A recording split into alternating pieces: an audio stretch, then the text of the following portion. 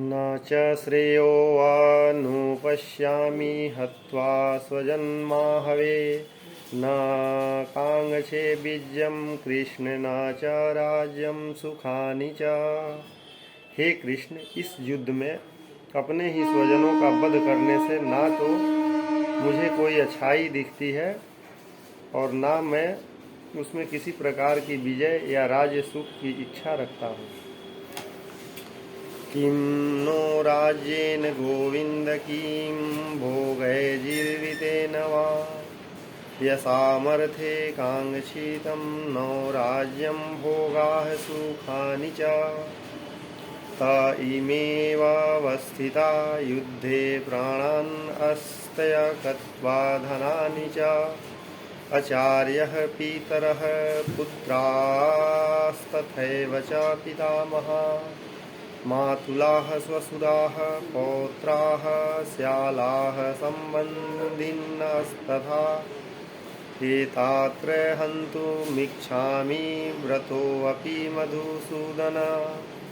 अपि त्रैलोक्यराजस्य हेतोः किं नु मही कृते निहत्य धृतराष्ट्रात्रः का प्रीतिः स्वजनार्दन।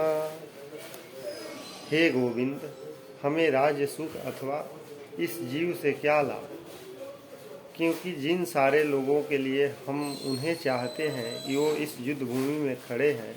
हे मधुसूदन, जब गुरुजन, पितृगण, पुत्रगण, पितामह, मामा, ससुर, पौत्रगण, साले तथा अन्य सारे संबंधी अपना अपना धन एवं प्राण देने के लिए तत्पर हैं और मेरे समक्ष खड़े हैं, तो फिर मैं इन सबको क्यों मारना चाहूँगा, भले ही वो मुझे क्यों न मार डालें। हे जीवों के पालक, मैं इन सब से लड़ने के लिए तैयार नहीं हूँ, भले ही बदले में मुझे तीनों लोग क्यों न मिलते हों। इस पृथ्वी की तो बात छोड़ दें, भला धृतराष्ट्र के पुत्रों को मारकर हमें कौन सी प्रसन्नता होगी। पापमेवाश्रयदस्मान्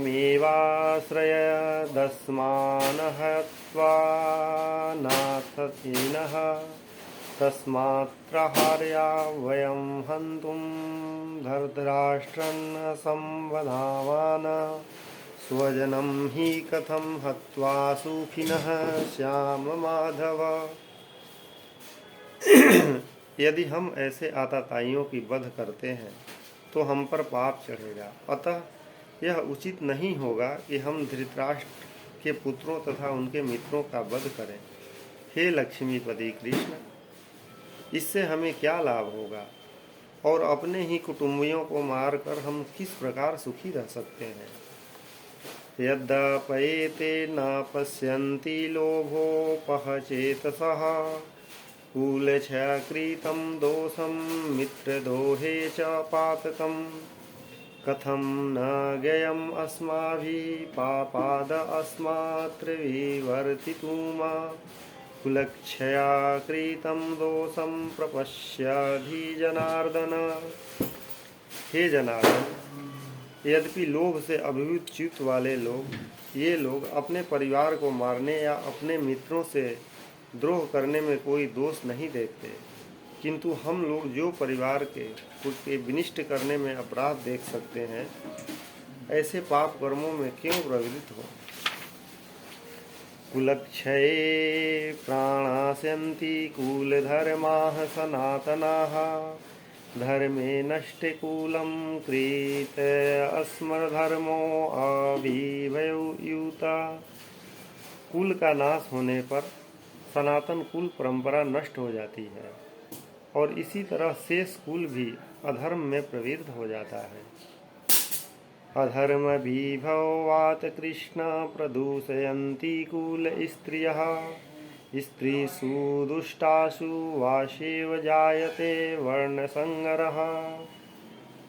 हे कृष्ण, जब कुल में अधर्म प्रमुख हो जाता है तो कुल की स्त्रियां दूषित हो जाती है और स्त्रीत्व के पतन से ही हे विष्णुवंशी अवांछित संतानें उत्पन्न होती है। संकरो नरकायैव कुलग्राणां कुलस्य च पतन्ति पितरो साम लुप्तपिण्डोदकक्रियाः। अवांछित संतानों की वृद्धि से निश्चय ही परिवार के लिए तथा पारिवारिक परंपरा को विनिष्ट करने वालों के लिए नारकीय जीवन उत्पन्न होता है। ऐसे पतित कुल के पुरखे पितर लोग गिर जाते हैं, क्योंकि उन्हें जल तथा पिंडदान देने की क्रियाएं समाप्त हो जाती है। दोषे रहते हर कुल घ्राणाम वर्ण संग्रहकारकै उत्साधन्ते जाति धर्माः कुल धर्मास्य शाश्वताः।